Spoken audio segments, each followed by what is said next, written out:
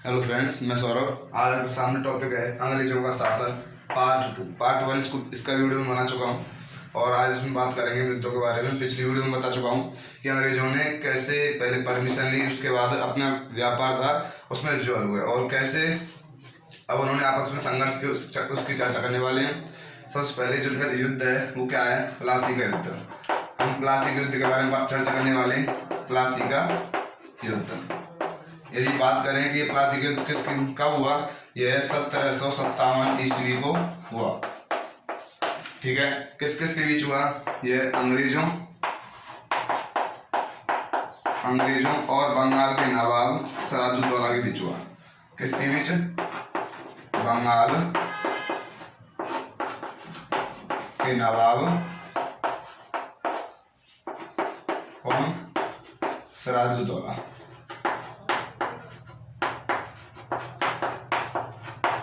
इन दोनों के बीच क्या हुआ? ये युद्ध हुआ। यदि पूछा जाए इनके बीच युद्ध होने का कारण क्या था, जो अंग्रेज थे ये विदेशी कंपनी थी और जो विदेशी कंपनियां थी उनके लिए कुछ अलग से टैक्स जो थे वो शुल्क कर दिए गए। इसकी वजह से जो भारतीय कंपनी थी, जो देसी कंपनियां थी, उनका जो व्यापार था, उनकी जो प्रतियोगिता थी वो बिल्कुल खत्म हो गई और ये उनका जो उनको छूट मिली हुई थी उनका ये दुरुपयोग करने लगे। इस वजह से इनके बीच क्या हुए? संघर्ष हुए, युद्ध हुए। ठीक है, अगर हम बात करें किसकी विजय कौन रहे? विजय अंग्रेज रहे। इसमें सिराजुद्दौला की क्या हुई? हार हुई। हार किस कारण हुई? इसका कारण था, हालांकि जो सिराजुद्दौला था कोई छोटा मोटा शासन नहीं था, इसका जो बंगाल में इसकी बहुत बड़ी सेना थी, लेकिन इसको क्या दिया गया? धोखा। इसके साथ गद्दारी की। ये गद्दारी किसने की? मोस्ट क्वेश्चन है। यदि पूछ लिया जाए कि सिराजुद्दौला के साथ गद्दारी किसने की, वो कौन है? मीर जाफर। एक मीर जाफर व राय दुर्लभ। इसने क्या की? इन्होंने धोखा दिया और इसकी वजह से सिराजुद्दौला की हार हुई। यदि आपसे इतना ही काफी है प्लासी के युद्ध में। यदि आपसे पूछा जाए प्लासी का युद्ध कब हुआ? 1757 ईस्वी में हुआ। किस किस के बीच हुआ? अंग्रेजों और बंगाल के नवाब सिराजुद्दौला के बीच हुआ। यदि कारण पूछा जाए किस कारण हुआ, कि जो कंपनियां थी जो उनको व्यापारिक छूट मिली हुई थी उनका ये दुरुपयोग करने लगे और उसके बाद फिर इसकी हार हुई। तो हार क्यों हुई? क्योंकि इसको गद्दारी मिली, इसको धोखा दिया। किसने दिया? मीर जाफर और राय दुर्लभ ने। इनकी जो सेना थी वो युद्ध में उतरी ही नहीं और इसलिए सिराजुद्दौला की हार हुई। उसके बाद एक युद्ध हुआ, बक्सर का युद्ध। कौन सा युद्ध? बक्सर का युद्ध। यदि हम बात करें कि बक्सर का युद्ध कब हुआ, बक्सर का युद्ध 1764 ईस्वी में। किस किस के बीच हुआ? एक तरफ थे अंग्रेज और उस समय जो अंग्रेज का जो शासन कर रहा था वो कौन था? गवर्नर कौन था? क्लाइव था। कौन था? क्लाइव। ठीक है, और दूसरी तरफ कौन थे? दूसरी तरफ तीन सम्राट थे। तीन कौन? एक तो मुगल सम्राट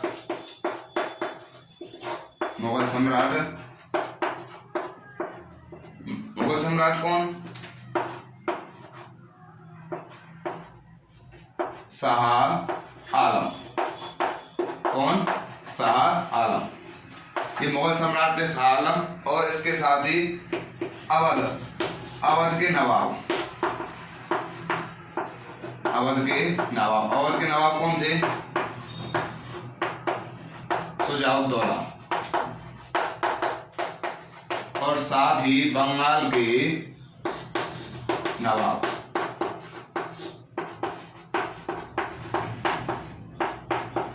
बंगाल के नवाब कौन? मीर कासिम। ध्यान रहे, मीर कासिम और मीर जाफर में कंफ्यूजन रहेगा। इसको आप कंफर्म कर लें कि जो मीर जाफर था उसने गद्दारी की और जो मीर कासिम था उसने युद्ध किया, लेकिन इनका जो मकसद था, ये मकसद था कि हम एक साथ लड़ाई करेंगे और इस बार अंग्रेजों को हम मार पाएंगे। लेकिन ऐसा कुछ नहीं हुआ। जो तीनों की जो संयुक्त सेना थी उनको हार मिली, उनको हार का सामना करना पड़ा और उसके बाद में संधि हुई। क्या हुई?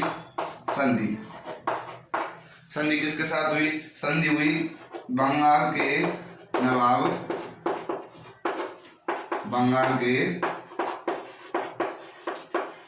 नवाब किससे हुई?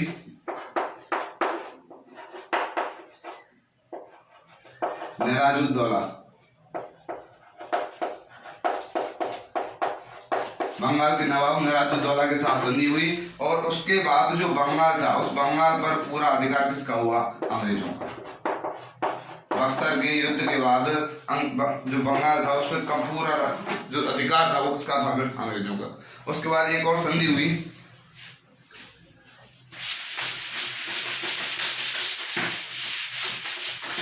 इलाहाबाद की संधि, इसको कहते हैं इलाहाबाद की संधि। यह इलाहाबाद की संधि किसके बीच हुई? इलाहाबाद की संधि हुई। यह संधि अंग्रेजों ने किसके साथ की? इलाहाबाद की संधि हुई। अंग्रेजों ने इलाहाबाद की संधि की और किसके साथ की? यह मुगल सम्राट शाह आलम द्वितीय। किसके साथ? शाह आलम द्वितीय। शाह आलम द्वितीय के साथ इसने क्या की? अंग्रेजों ने संधि की। और कौन सी संधि की? वो इलाहाबाद संधि की। यदि पूछा जाए यह संधि कब हुई? यह संधि 1765 ईस्वी में हुई। और इस संधि के बाद बंगाल, बिहार और उड़ीसा, बंगाल, बिहार व उड़ीसा पर इनका पूरा अधिकार हो गया और इनको उसकी जमींदारी प्राप्त हुई, इनको इसको दीवानी प्राप्त हुई।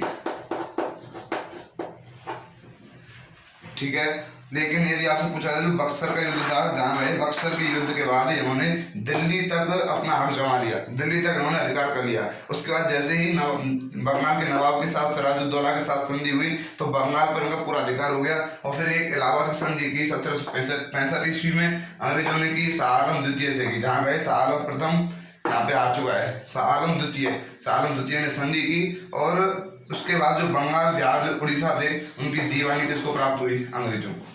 किसको प्राप्त हुई? अंग्रेजों को।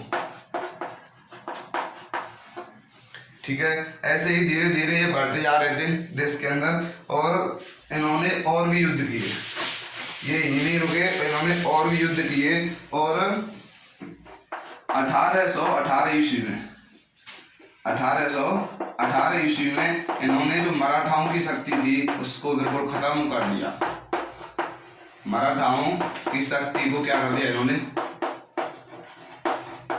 बिल्कुल खत्म कर दिया एक युद्ध के दौरान। उसके बाद 1849 ईस्वी में एक युद्ध हुआ। कौन सा युद्ध? चिलियावाला युद्ध हुआ। और इस युद्ध के दौरान इन्होंने जो सिख शक्ति थी, जो सिख का जो साम्राज्य था वो फिनिश कर दिया। उसके साथ ही पंजाब के साथ पूरे भारत पर ये राज करने लगे। पंजाब सहित इन्होंने पूरे भारत पर क्या किया? शासन। पूरे भारत पर उन्होंने क्या किया? शासन। इस प्रकार ये भारत पर शासन करने लगे। मैंने आपको कंप्लीट 2 पार्ट्स में इसको डिवाइड करके बता दिया है कि फर्स्ट पार्ट में मैंने बताया कि कैसे कैसे इन्होंने परमिशन ली, उसके बाद कैसे कैसे इन्होंने अपना व्यापार विकसित किया और उसके बाद इन कंपनियों में आपस में संघर्ष हुए। उन संघर्ष के दौरान जो अंग्रेज थे वो विजय हासिल की और उन्होंने भारत पर क्या किया? शासन किया। ठीक है। यदि वीडियो अच्छा लगा हो तो लाइक करें और चैनल को सब्सक्राइब करें और ऐसे ही एनडीए हिस्ट्री के टॉपिक्स के लिए चैनल को सब्सक्राइब करें। थैंक यू, धन्यवाद।